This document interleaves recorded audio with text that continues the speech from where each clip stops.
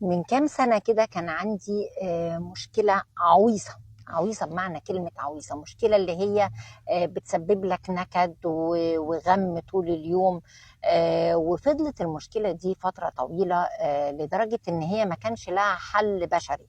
يعني لو عملنا كده مش هينفع، كده مش هينفع، مفيش حل بشري. ولكن كان عندي ثقة في ربنا سبحانه وتعالى، ان انا طالما عاملة اللي عليا وبدعي ربنا وواثقة في وعد الله الحق ان هو ادعوني استجب لكم. فكنت دايما ما بقولش غير ليس لها من دون الله كاشفة، لان هي فعلا كانت كده. ليس لها من دون الله كاشفة، مفيش حل بشري هينفع في المشكلة دي.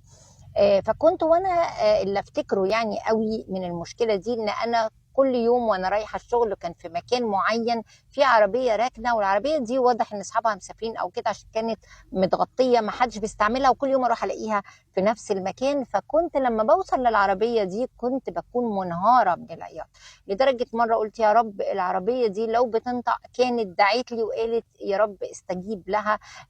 من كتر ما انا صعبت على العربيه دي، اكيد العربيه دي حاسه بيا. فاللي حصل ان في يوم من الايام لقيت ان المشكله دي اتحلت بطريقه مش منطقيه خالص. يعني ربنا سبحانه وتعالى حلها كده من عنده، حل الهي فعلا. ده اولا.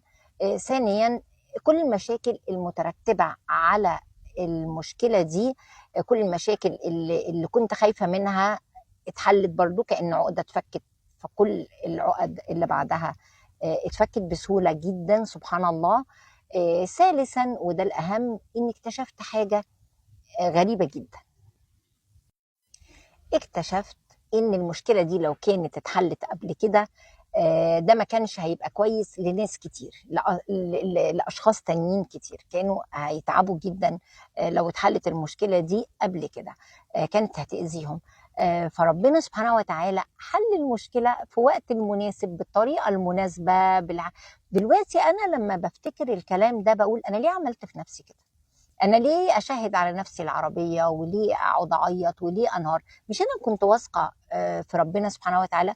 مش انا كنت واثقه ان ربنا هيحلها؟ مش انا واثقه ان ربنا ما بيظلمش حد؟ مش انا واثقه اني عامله اللي عليا؟ انا ليه قضيت شهور وكتيره من حياتي وانا منهاره؟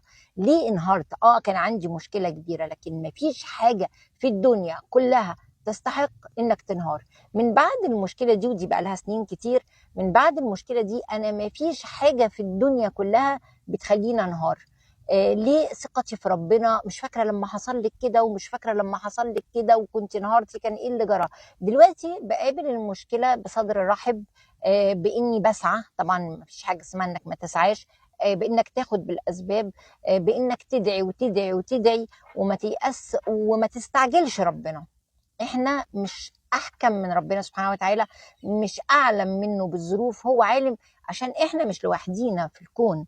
انت مشكلتك ممكن يعني مرتبطه بده ومرتبطه بده ومرتبطه بده، فانت لو اتحلت من هنا ممكن تتعقد عند ده.